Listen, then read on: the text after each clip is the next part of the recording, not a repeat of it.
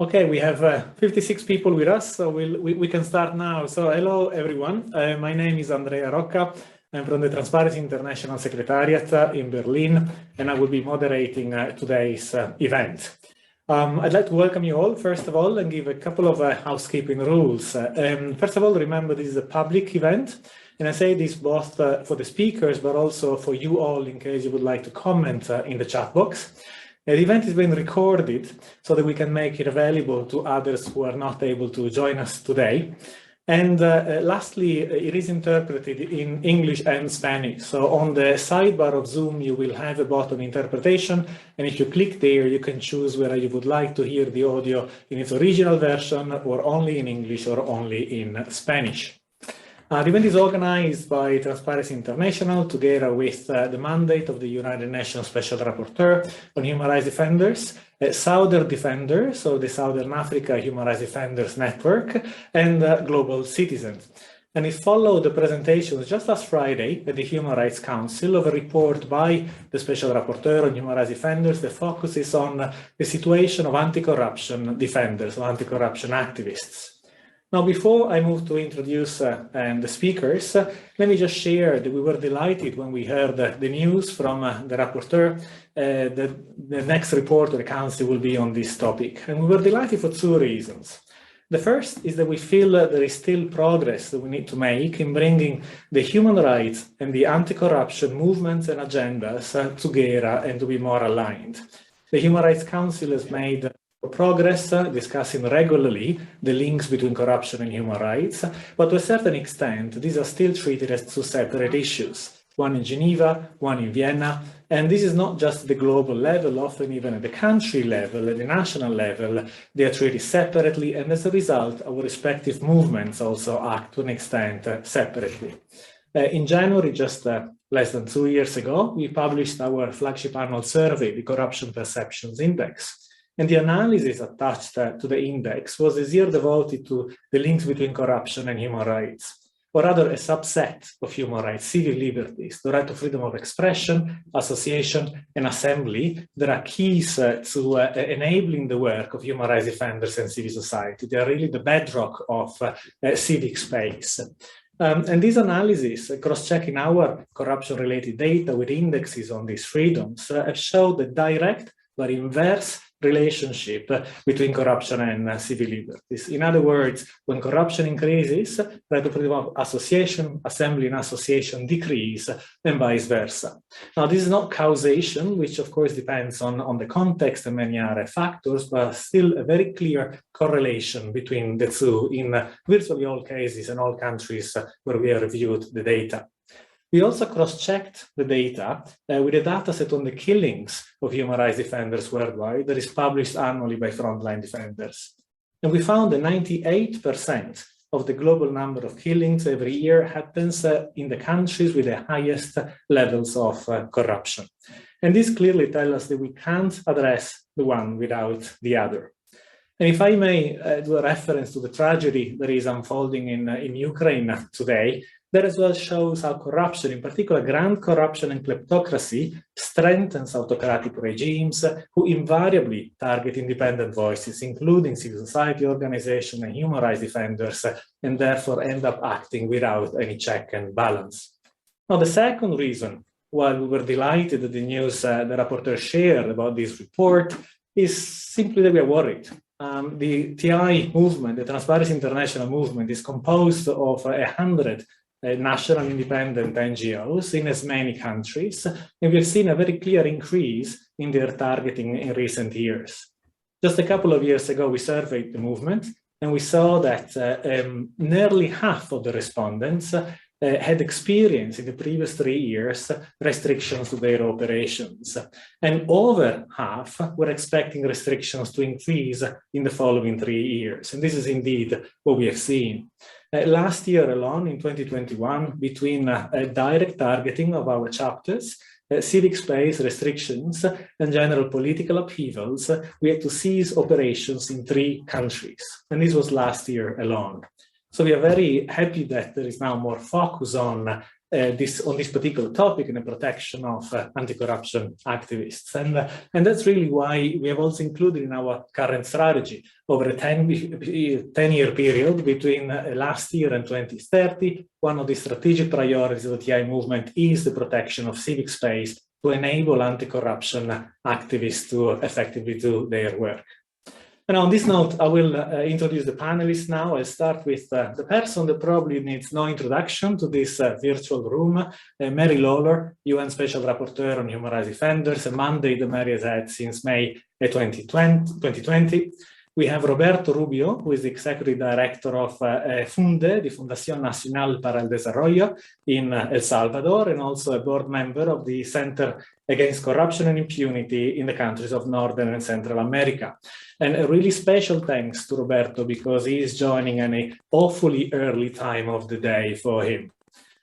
We have Rozina Islam with us, special correspondent at the daily Prothom in Bangladesh. Rozina is an investigative journalist specialized in corruption in the health sector. And we have Professor Adriano Nuvunga, director of the Center for Democracy and Development in Mozambique. Sara Naseem, communications and advocacy manager at Transparency Maldives. And last but certainly not least, Kevin Malunga, currently academic lead for law at Regenesis, but here in his role as former deputy public protector of South Africa. We will have at the end of the presentations of the questions a short slot for a Q&A. You won't be able to open your camera and microphone, but please use the chat box, the Q&A function in Zoom to ask your questions or to post your comments there. And now I will start with the Special Rapporteur.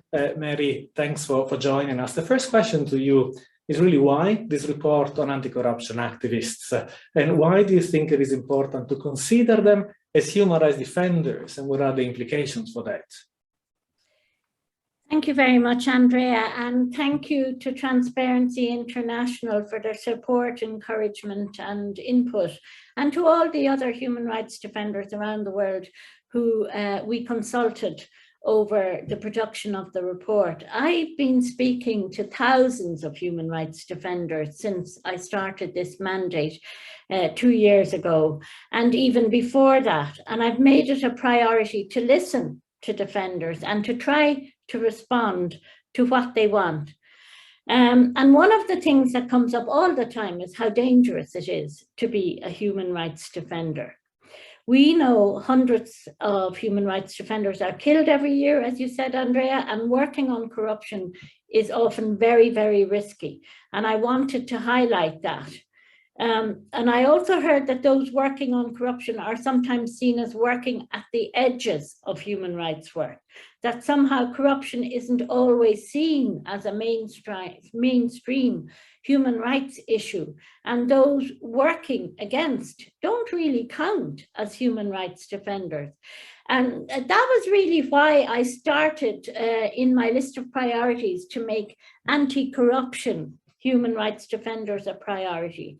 And I wanted to go further and address it in a report. And the report lays out pretty clearly with many examples of where anti-corruption advocates are human rights defenders, and it gives examples of the great work that they do. And the focus isn't just on the report, though obviously I did that for the UN. I'm doing a lot of media work around it, podcasts, and Fee in the team has produced a short 2-minute video in 7 languages about anti-corruption human rights defenders, and he'll put it in the chat box. And I'm also speaking at various anti-corruption meetings, all emphasizing the point, as I did in the interactive dialogue with states last Friday, that corruption is a human rights issue, and those that advocate peacefully against corruption are human rights defenders. Thank you, Mary. I'll come back to you at the end of the round of questions to the others to go a bit more in depth on your report, and especially what can be done. But I'll turn now to you, Roberto. Roberto, the report, as Mary said, talks a lot about the difficulties the working on corruption entails.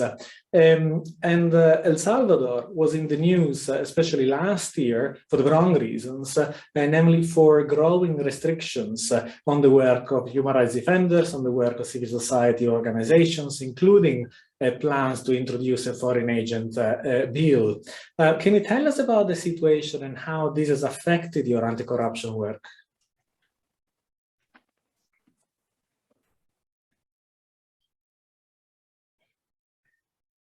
Muy buenos días. Mira, voy a tratar de desarrollar 4 puntos en estos 4 minutos. Me permiten meter mi cronómetro.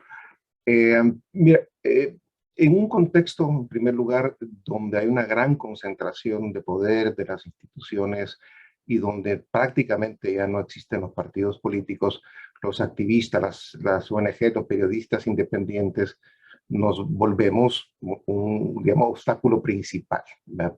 En el caso de algunos funcionarios, de altos funcionarios, nos califican como los enemigos, ¿no? a vencer.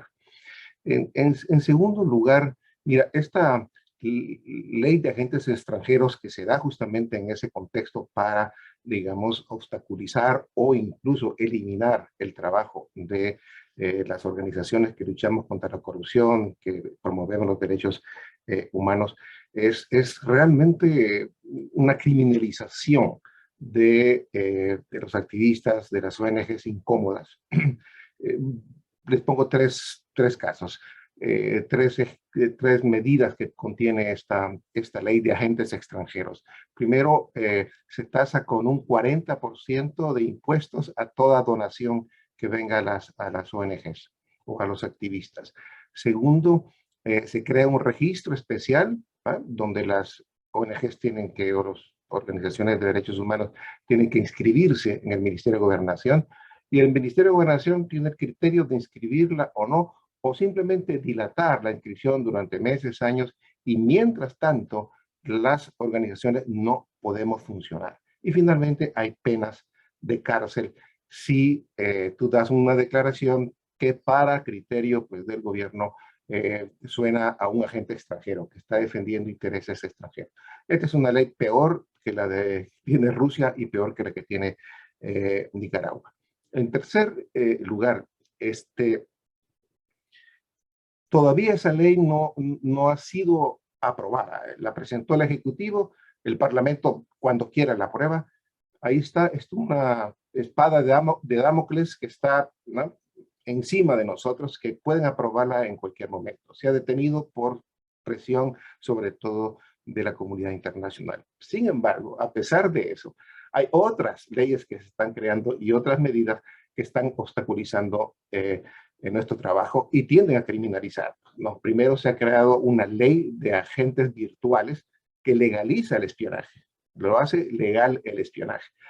Se han reformado leyes en materia fiscal de las finanzas públicas que permite al Ministerio de Finanzas el poder acusarte de evasión fiscal sin apelación. Directamente va la acusación al Ministerio Público. Ha habido allanamientos de ONGs, 8 organizaciones de mujeres fueron allanadas con la excusa de que estaban recibiendo fondos de los gobiernos anteriores, y finalmente hay una cantidad enorme de amenazas. ¿Cómo nos afecta? Muy rápidamente, ¿no? Nos afecta primero porque con estas leyes de agentes y el espionaje de Pegasus, que lo veremos quizá más adelante, dificulta la coordinación, la articulación, las comunicaciones se vuelven lentas, inhibe a las organizaciones, nos inhibe a muchísimos, ¿no?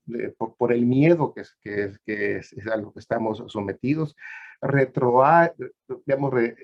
contiene a los donantes de dar su cooperación, crea una inestabilidad laboral a los que trabajan en las organizaciones, porque no saben en qué momento nos pueden cerrar, produce migración de talento de muchas personas. En el caso de nuestra organización ya ha habido 3 altos cargos nuestros que se han tenido que ir, especialmente a los Estados Unidos.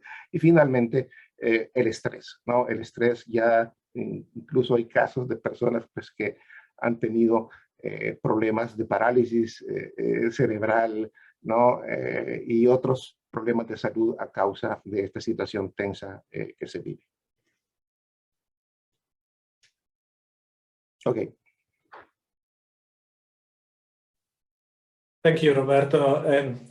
I think this really shows also how strategies employed sometimes by states to target civil society, they spread around. We see many examples of the foreign agent law once Russia passed it, spread into other countries, and of course El Salvador, Nicaragua, 2 examples. But not only spreads, it becomes worse. And I think you highlighted rightly the 40% cut the laws were introduced on funding, which doesn't exist in Russia, and will obviously cripple the work of organizations. I would like to follow up briefly on a point. You mentioned the use of Pegasus and spying software and how this is legalized. And after the revelations last July globally, and in particular in El Salvador, I think in November, evidence was published about how this has been used against journalists and human rights defenders.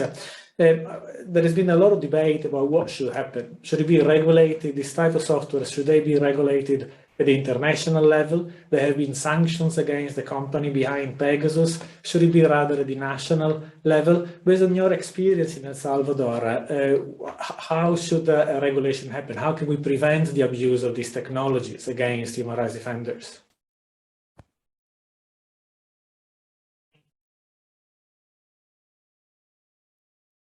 Son 2 cosas. Una es obviamente de la presión, y sobre todo a nivel pues, internacional, para regular, para castigar, sancionar, digamos, a los que hacen este espionaje, que dan la infraestructura virtual para que esto suceda. ¿Qué podemos hacer nosotros?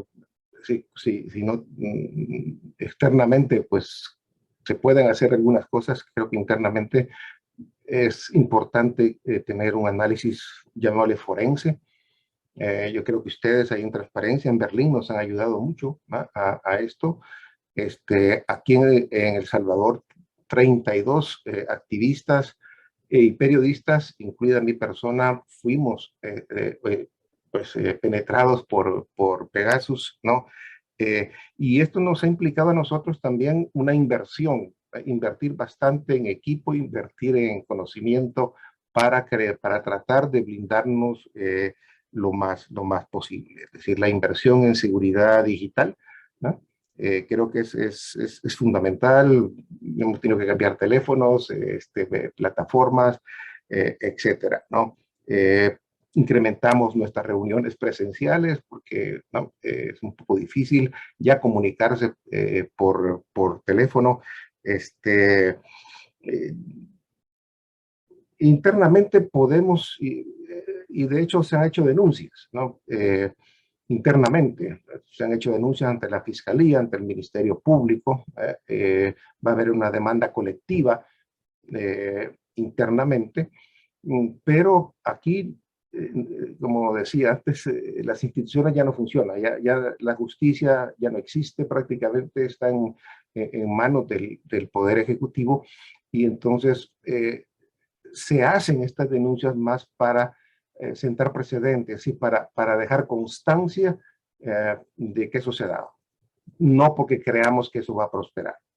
Y por eso es importante lo que tú decías, Andrea, de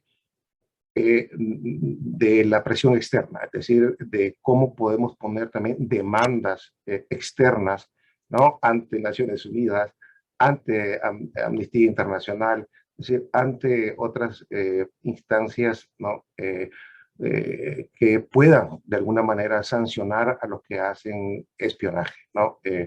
Desconocemos todos los mecanismos internacionales que existen, las penalidades que pueden establecerse, pero las demandas colectivas a nivel internacional son importantes, ¿no? Entonces, en síntesis, por un lado, tienes que llevar esta lucha, ¿no? al plano internacional legal, sobre todo, y al plano internacional político de presión, pero al mismo tiempo tienes que hacer bastante trabajo para blindarte lo más posible y partir siempre del hecho que te están escuchando. O sea, aunque puedas tener los aparatos más sofisticados, siempre existirá ese peligro.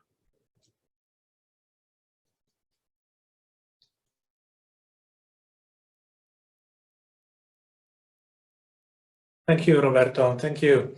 And we move now continent, and we go, Rozina, to you. Your particular case has been mentioned in the report of the Special Rapporteur. You were, for those who don't know, Rozina was arrested last year while at the Ministry of Justice researching issues around and getting information on the government response on COVID, and was charged with charges that could be punished by up to 14 years in prison. So, Rozina, can you first briefly tell us what happened, and is this investigation still against you, still pending?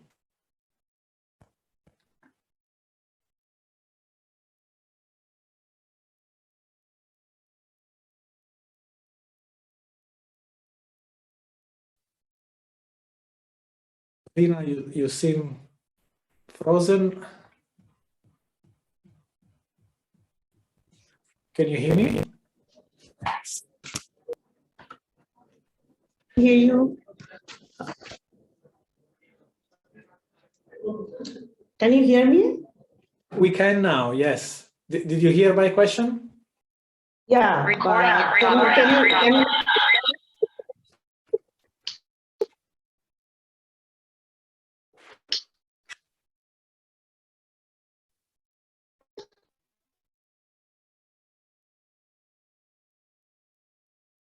So, hello, can you hear me? Okay. Well, the matter is still under investigation, and I'm still looking for the justice for what I had experienced on that day. It's nightmare, but it is also learning for me and hundreds of inspiring journalists. Let me tell you some of the facts. It was May 17.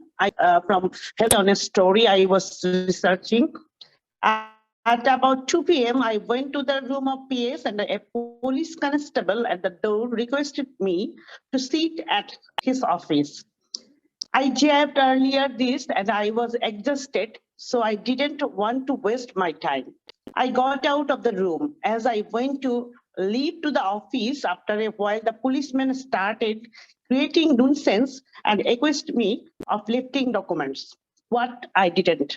I said, let me talk to his senior officials, but he started harassing me verbally.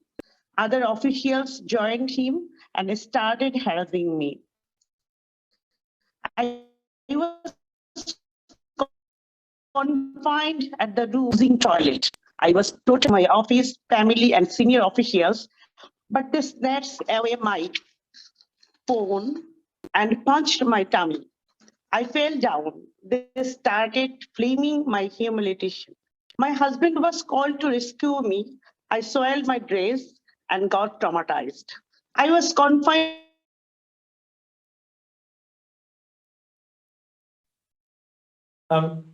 Rozina, I'm afraid we lost you. I would suggest perhaps that you switch off the video and see if the connection is better.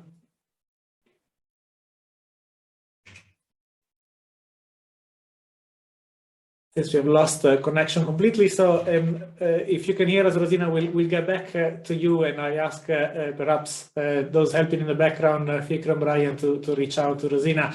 And let me then move to Adriano Nuvunga. Adriano, you've been involved in fighting for accountability for the so-called hidden debt scandal in Mozambique.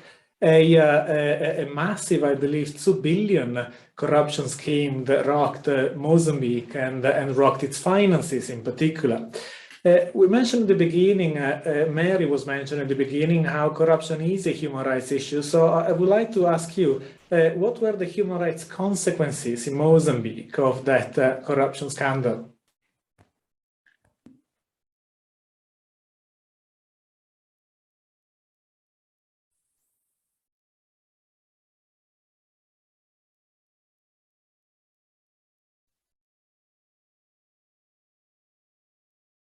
Adriano, can you hear us?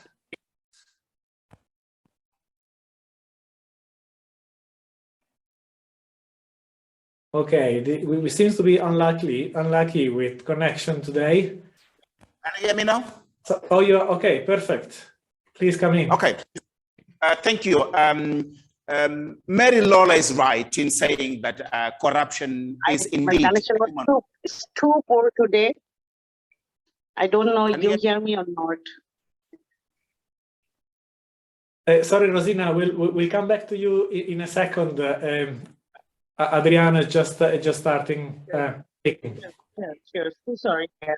Yeah.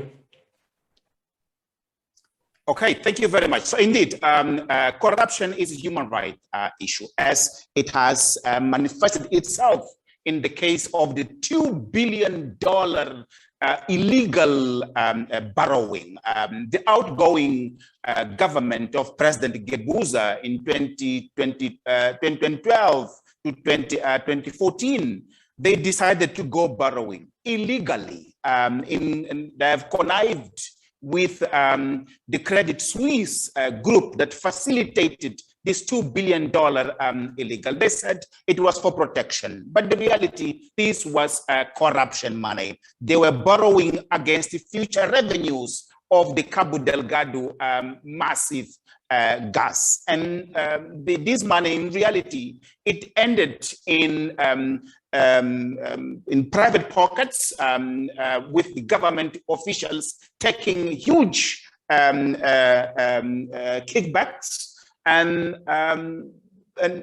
the goods that were delivered to Mozambique were such outdated goods of no quality.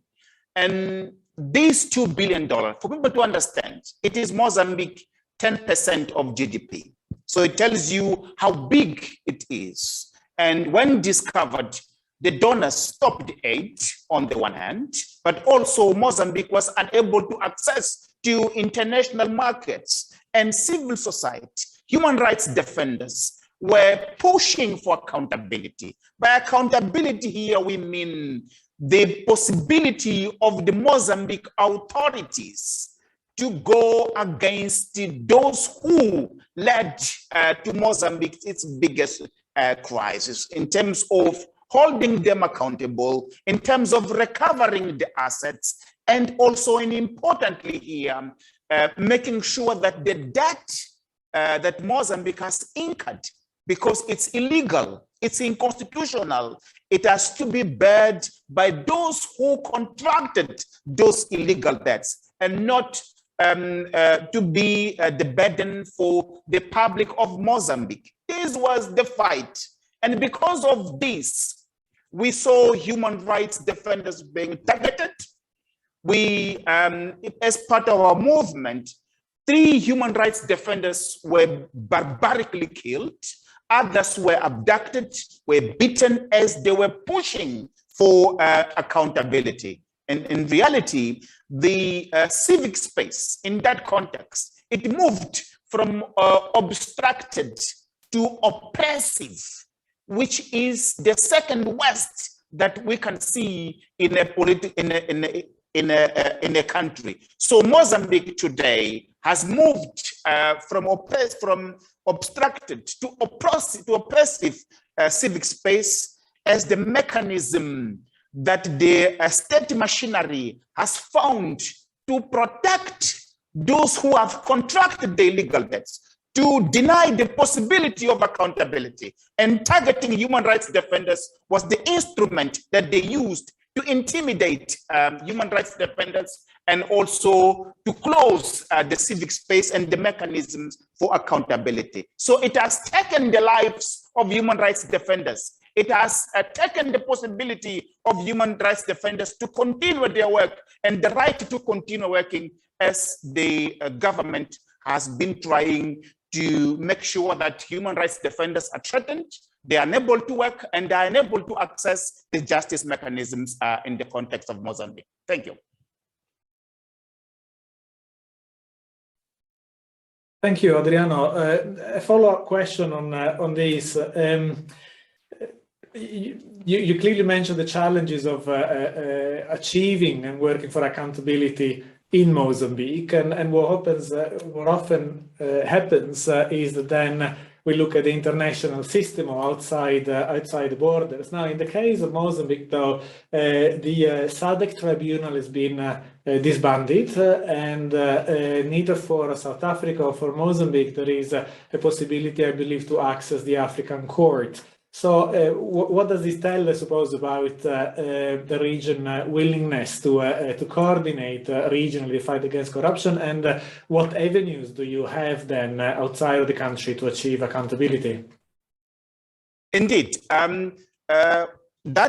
the international dimension was twofold. One, we were lucky that 3 years before, in 2019, the then Minister of Finance that signed the illegal debts, he was detained in Johannesburg and wrote to Dubai to enjoy the monies that he has embezzled for Mozambique. This is one. So from here, we have been using the South African courts to stop Mr. Shang from being extradited back to Maputo, because we know that if he is extradited back to Maputo, that will be the triumph of impunity.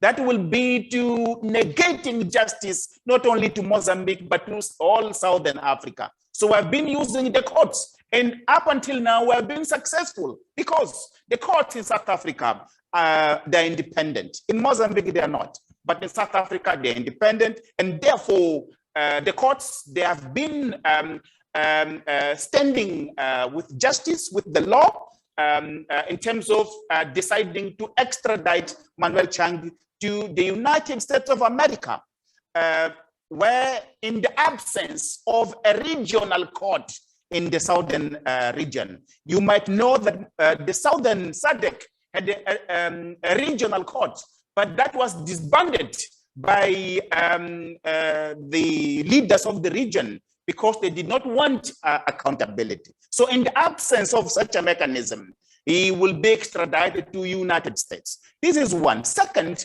we have been pushing globally in the Global South and the Global North dialogue, showing how fraudulent was the due diligence that led to Credit Suisse to facilitate this $2 billion illegal case. And therefore, we have been using the international courts and other mechanisms so that Credit Suisse could be held accountable and to see the people of Mozambique not responsible for paying something that did not benefit from.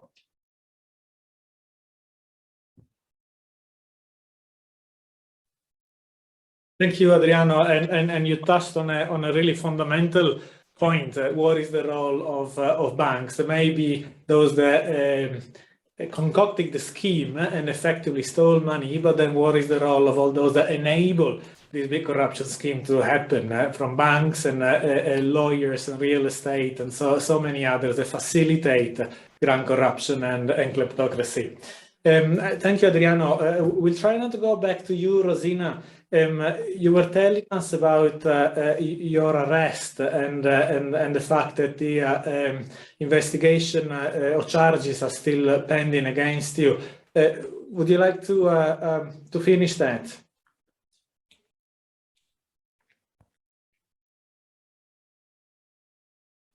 Rozina, you're on mute now.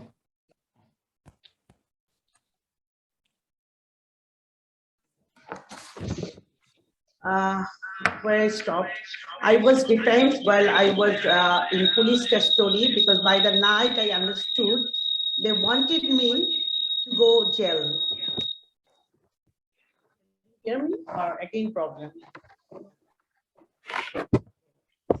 So they wanted me to go to jail. It all happened after I exposed corruption in recruitment, which eventually was scrapped, and other malpractice in the health ministry during the COVID-19. I'm truly fortunate that our society reacted promptly with the arrest. I was humiliated and jailed for a week, not for any crime, but for my reportage and for my service to the greater good. They wanted me to silence, but I'm not going to do that. My journalism for the country, for the humanity, not for the pleasure, the power.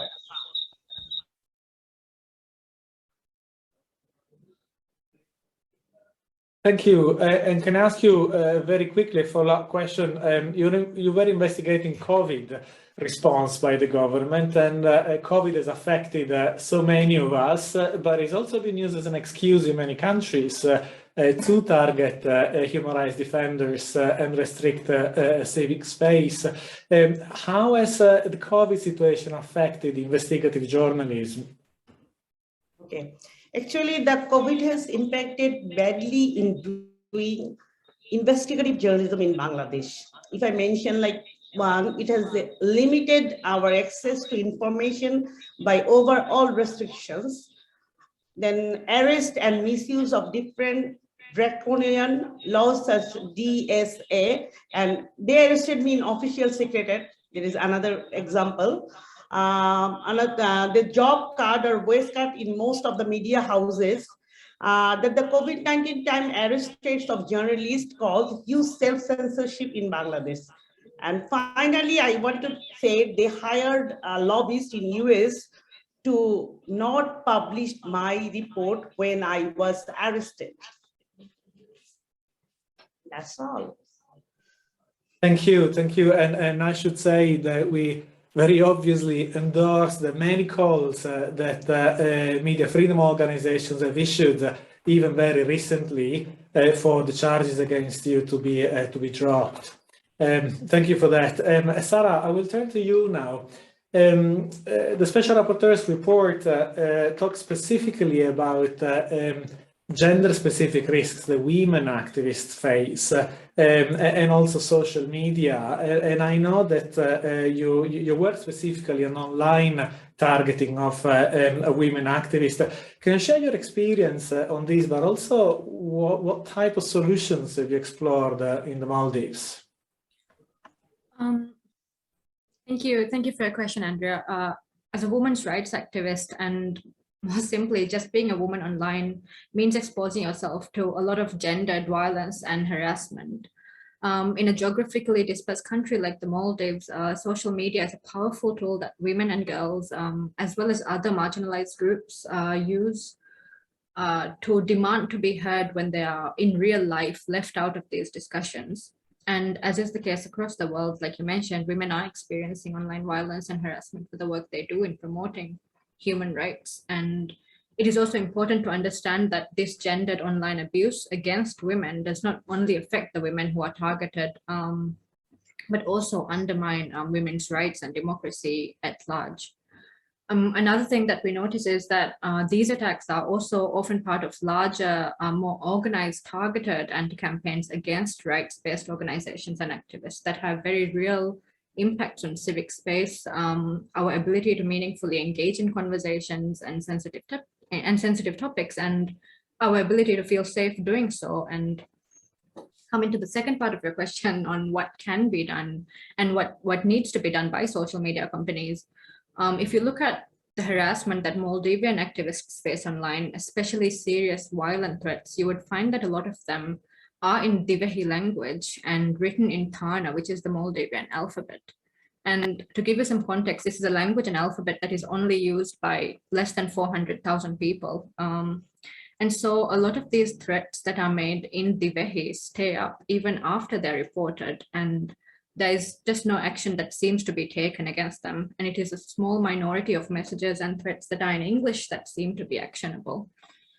So I think first off, social media companies need to establish a clear and enforceable process for removing, reporting, and stopping loopholes for threats and harassment across languages and not just in English. And one way to do so could also be hiring more moderators who speak the language, and adopting a human monitored help desk to support users and take immediate action to protect users' privacy and safety. When it comes to gendered threats and harassment, of course, there's still a long way to go. Firstly, I think hate speech policies must reflect the role of misogyny in broader extremist movements. Inclusion of misogyny in hate speech rules and transparency reports will allow for the recognition of violence and harm against women that are perpetuated and promoted by misogynistic content, and recognize the ways in which misogyny is used against women from different backgrounds. This also includes shifting internal platform policies and culture to address and acknowledge misogyny. And lastly, I think social media platforms also need to build an ethics and politics of consent into the culture, policies, and terms of service of these platforms. Users, and especially women, especially women's agency lies in the ability to make informed decisions online on what aspects of their public or private life they want to share. Currently, a dominant priority of the internet seems to just be the extraction of as much data as possible with as little consideration as to who is sharing what information about whom. And so addressing these concerns means prioritizing consent and embedding consent into the design and code of these social media platforms. Thank you. And I have another question for you, Sara. In the Maldives, like elsewhere, there's been a rise in religious fundamentalism and the targeting by religious groups of human rights defenders and civil society organizations. And that happens in so many countries and from all religious groups or almost all religious groups. Has this also affected your work, and how have you been able to navigate this type of targeting? Thank you.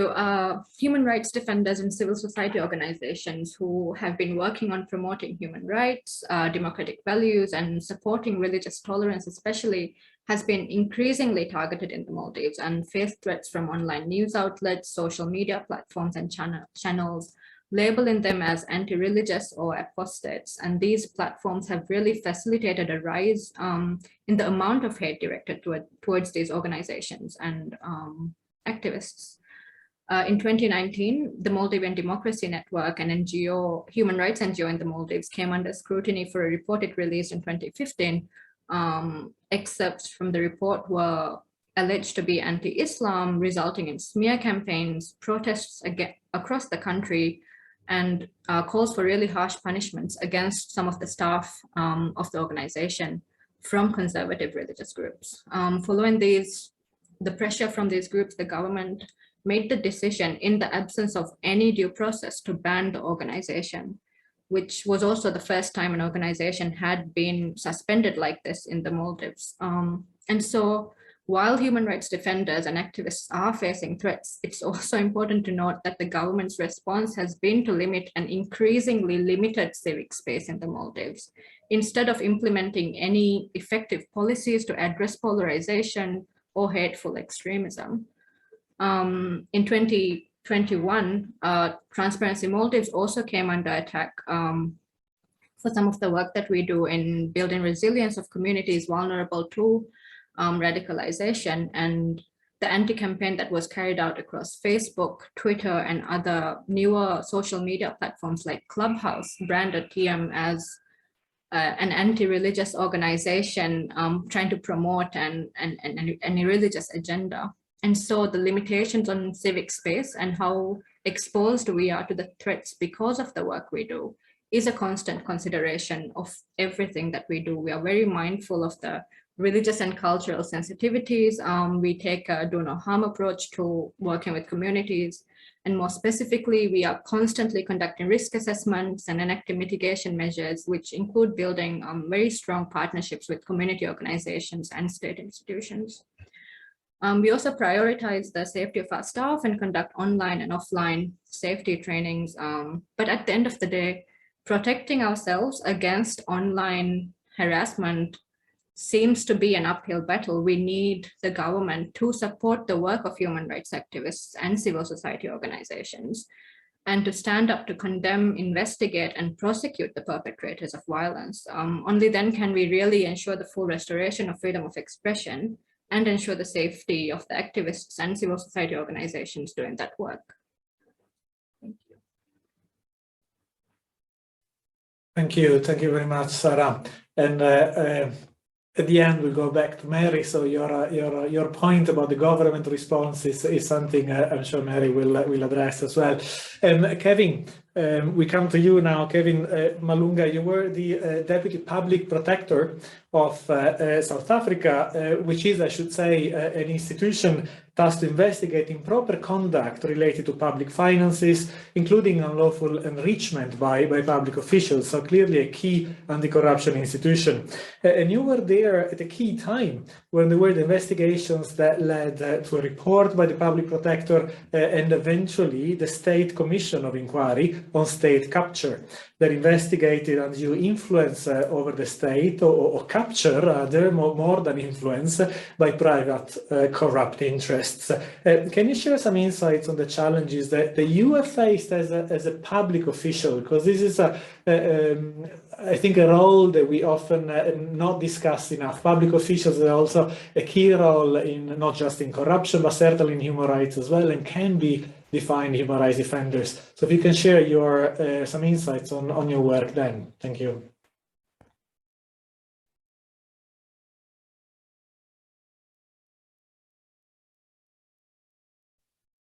Kevin, we do not hear you. You seem unmuted, but we don't hear you.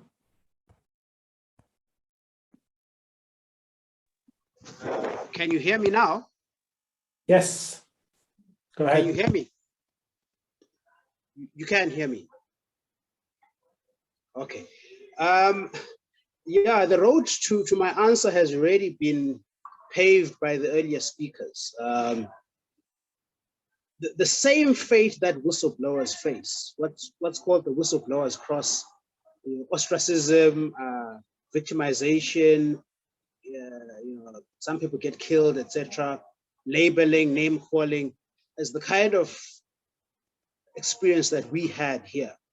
Of course, it was also a very big test for South Africa's institutions, and I think we came out on top because, as you know, the head of the State Capture Commission was appointed as Chief Justice just last week, Justice Raymond Zondo. So it was a good test for South Africa's institutions. However, the fight against corruption, even here in South Africa, is a very career-limiting profession. Very often, if you are known to be very principled and strong in your convictions, you find yourself getting into trouble with getting business or jobs, etc. So that's the experience that a lot of our officials experienced. However, I think what can be said is that there was a positive that came out of it. People got to know the institution of the Public Protector more. They got to know their rights a lot more. They got to know more about the extent of corruption that had been happening at state level and indeed at the private sector level. So I think South Africa has been a good case study. However, I just want to point out that it's not perfect. There's a very challenged prosecutorial system currently, because at the time, there was not just state capture, but capture of the law enforcement agencies. So you deliberately put people who are malleable, people who will not push too hard. And I think that's in a lot of countries, that is what happens when people say want these jobs, say to head prosecutions or to head the police or forensics. They will put people who are friends. I can give examples of the former Angola. You find Zimbabwe. You find quite a good number of countries, certainly in this region that I'm in, including South Africa, where people are placed strategically in positions so that they can destroy institutions or weaken them, and that happened here in South Africa as well.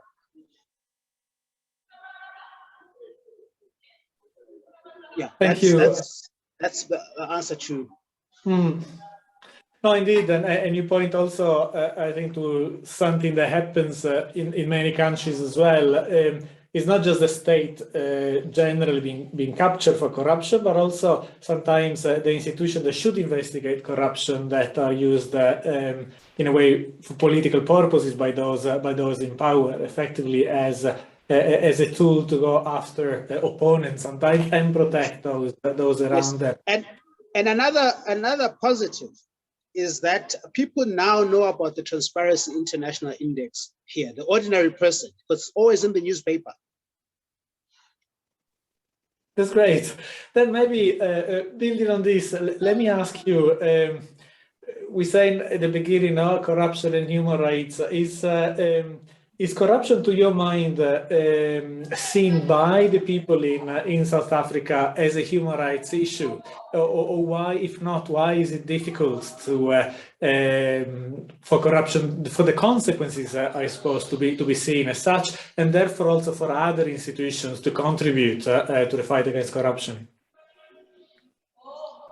Yes, I think most importantly, it is seen more as a socio-economic rights issue. To a certain extent, there's a civil and political right issue, but very often it is seen as stealing from the poor, stealing resources that are meant for service delivery. The numbers, I heard Adriano mentioning big numbers in Mozambique, and it's just the ripple effect across Africa and I believe many other countries, that those resources that were stolen could have been used for building roads, they could have been used to build healthcare facilities, they could have been used for a lot of things. And I think that's what people understand a lot to be the implication of corruption. Sadly though, I just want to highlight is that now everyone is in on it. You know, people pay for driver's licenses, people pay for, you know, bribes when they're stopped by cops. You know, it's quite endemic. So and I believe that there would be other similar experiences from the other participants who would really vouch for this, that it's not just the big government guys.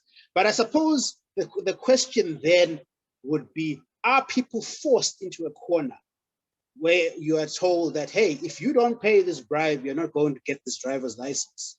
How far can we then cut people slack and so forth? So those are the dynamics. People on the ground condemn corruption, but they are also participating.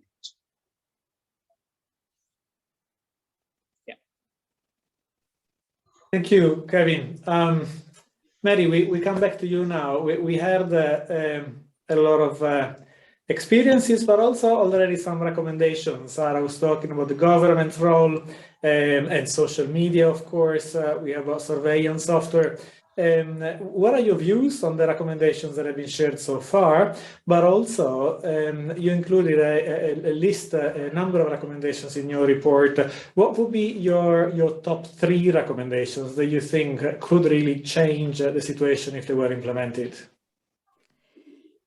Well, let me start by thanking Rozina and Adriano and Roberto and Sara and Kevin, and I applaud your work. I mean, it's really terrific. And I think that the way you have persisted and resisted is a lesson to me. And also, I think the experience of tackling accountability is particularly important because it's something we're all very bad at. When I presented the report on Friday, states were very supportive, generally, which was encouraging. But of course, no state's going to say publicly they're in favor of corruption. It's not the kind of thing they do. In Ireland, we call it talking out of both sides of your mouth, where it means that you say one thing, but you do another. But the test is how they treat human rights defenders working on corruption. Do they do the kind of stuff that we've heard today, you know, harassing, criminalization, slap lawsuits or jail, or any of those targeting of them. Do they investigate attacks? No, they don't. Do they hold people responsible to account? No, they don't. That's the real test, not what they say in Geneva. The three recommendations that I think are most important, and I said this on Friday, were, well, four things really. The first thing is to give defenders visibility, that they be seen as valued actors in creating and helping to build civil and just societies. And the second thing is that they are given legitimacy, because the two go together. They're not quite the same. One is making sure that they are visible in society and that the government accepts them as partners. And the other is legitimacy, where the government makes it clear that they have a right to do their peaceful anti-corruption work. And then, of course, you always have to have policies to support human rights defenders and pass laws that will protect them rather than pass laws that make it much harder for them to do their work. And as we heard, like from Adriano today, you know, the impunity has to be tackled, investigate and bring to justice those who attack human rights defenders. Yesterday I was on a side event, well, one of three, but this one was to do with digital security. And, you know, Sara, the issues that you talk about, you know, with women come up over and over and over again in every sphere of human rights defender work, you know, where women are being smeared online and offline. And it's not just women, they're being doxxed, all that kind of stuff. And it is absolutely true what you say. And we have talked to people like Facebook about this, you know, where we say you have to have an open, transparent process. You have to have people on the ground who understand the language. And you have to have a route where stuff can be taken down very quickly. But of course, you know, they're not, I don't know what way they work, but it's not their business model anyway. So I absolutely agree with all the recommendations that have been made here, but I think it's also good that we got some good hope to bring forward in the way that people are resisting and making sure that states are being held accountable. So thank you very much. Thanks, Mary. And a quick follow-up question. Governments were positive on Friday, but also there are many that don't cooperate with the mandate. I think you highlighted this during the Friday discussion at the Council. How is there anything that can be done, or effectively there is just no hope with those that show no willingness to cooperate with the mandate and take measures to support anti-corruption activists? Well, I spent the week last week talking to ambassadors prior to Friday, including hostile, shall we say, states. And because I see that my best added value is to just keep transmitting the concerns of human rights defenders, and also to try and look for some chink of light somewhere within a hostile state where they will accept that a person is a human rights defender, because I take a people-centered approach to the mandate. Now, you know, there's no point in pretending it's easy. It's not. You're sort of rolling a boulder up the hill, but that's what human rights work is, and it has always been, and it will always be, because as one of the states said last Friday, power corrupts and absolute power corrupts. So I think we just have to keep at it. I mean, you know, the human rights defenders only need small wins. They need to make progress, and there's more and more human rights defenders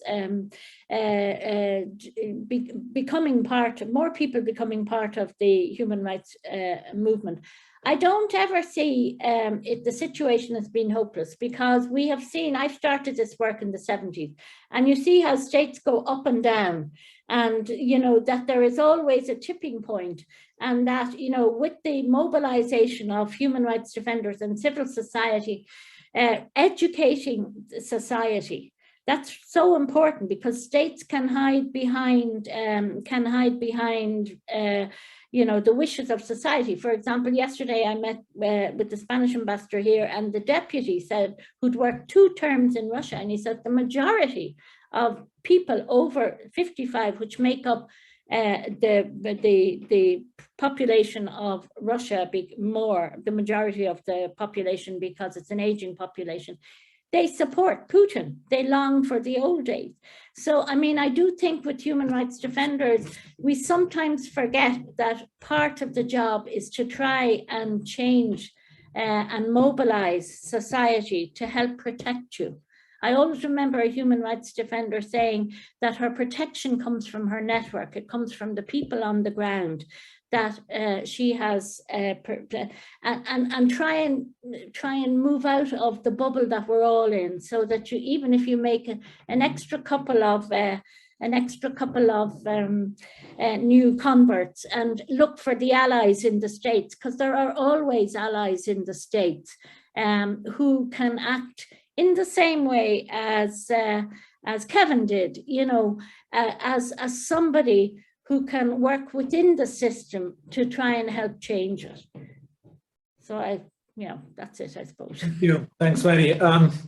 We now have until the end of the event, which is scheduled for 2:15. So we have about 12 minutes for some questions from those that are in attendance. And I see already some in the chat. Just to tell everyone else, if you would like to comment or ask questions, please post it in the chat box, and hopefully we'll manage to address them. And Mary, you were mentioning how to bring new people in the movement, and there is a question about this, in fact, from Abdul to Sara. Do you have any special advice to bring women into anti-corruption activism, as this is quite low in Sri Lanka?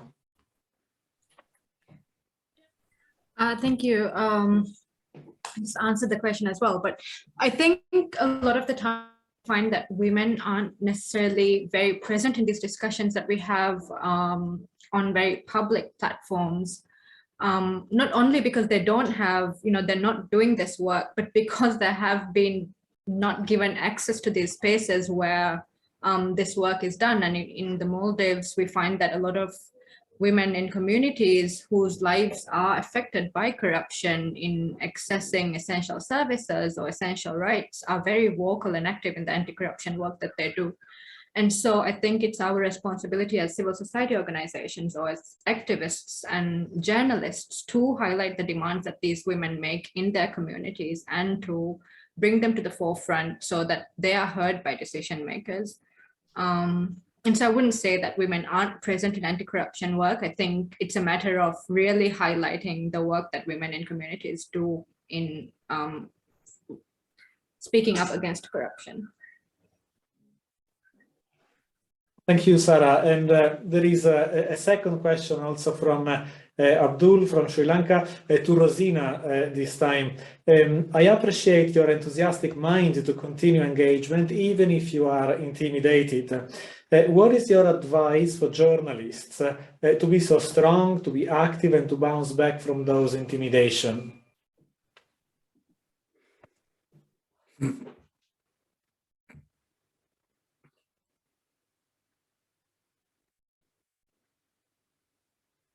Rozina, you're muted.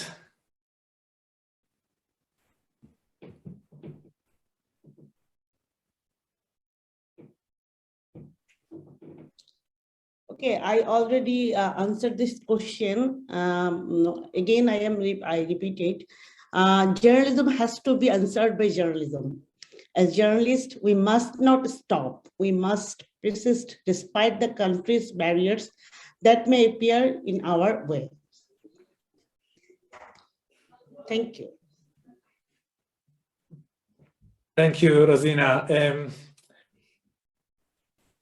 I believe this may be the questions that we have. There is actually one more from Parimita that perhaps Rozina, as a journalist, you may answer, but it's open to everyone.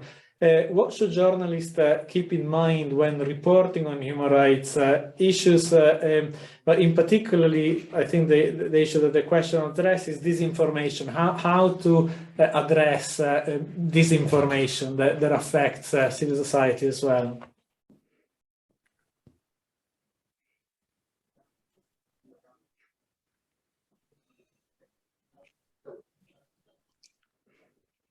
Would you like to address it, Rozina, or anyone? Yeah. Can you repeat this question again, please? My network is very poor today. Yeah, as I understanding effectively how to address disinformation as a journalist, the spread of fake news, false information. You are talking about disinformation, right? How we address, right? Okay. Whenever we write any report, actually we checked always. We never want to be first, like other online newspaper, and we always checked it twice, thrice. We wait, we talked, and we kept some documents, and then we published it. That way we follow the actually we avoid the disinformation. Thank you. I think it was Kevin. There was a reference to businesses, and Mary, I'd like to ask you a question on this. There is a lot of talk about, of course, the UN guiding principle on business and human rights, and in parallel to that, the process of drafting a binding treaty that hopefully will happen at some point on human rights obligations of multinational corporations. What responsibility do businesses have, to your mind, to protect anti-corruption activists that are exposing the truth about some of their projects, and are businesses all aware about these obligations? I'll answer that in a second, but can I just go back to the disinformation one, because governments do the same thing, and you know, they're always the ones that are determined to smear human rights defenders as separatists or subversives or terrorists or people who've had improper relations or tax frauders or any of these things, or political activists that, you know, they use. I think you have to keep going back, for me anyway, with states, to remind them of the standards that they adopted, the declaration that they adopted, and that their job is to implement it. And the definition of a human rights defender is clear. So, I mean, I think you have to be firm with them, polite but firm. And when you're a journalist, I think it's very important to be impartial and also a human rights defender. And one thing I notice about human rights defender is every year everything is worse. And I sometimes wonder, like, you know, if every year everyone keeps saying everything is worse, where are we all going to end up? Like, how far down can we go beyond worse and worstest, if you know what I mean? So, so it's better to try and, while being absolutely clear about the situation, also to try, if there has been anything good that has happened, to acknowledge that, so that we don't keep binding ourselves, human rights defenders don't keep binding themselves into a downward spiral, if you know what I mean, because it loses authority then, I think. So when we get to business and human rights, I mean, at the moment, as you know, in Latin America, we have the Escazú agreement. Some states have ratified it, and we now have a new special rapporteur on environmental and human rights being set up under the Aarhus Convention, and you have the new draft proposal that the EU has brought in on business and human rights. So these are all steps in the right direction, but we still know that business are completely abusing, in so many cases, human rights defenders, and those defenders that are exposing corrupt business practice are particularly at risk. So, so when it comes to the draft binding treaty, I think it's going to be a very long, slow process. However, you know, there has been a couple of European states that as you know, Europe hasn't taken a leading or any kind of role really on the draft treaty. But I have seen slight movements away from cold to not quite lukewarm, but just a bit better than cold, on the basis that some of them have brought in draft due diligence laws themselves, and they feel it's hypocritical if they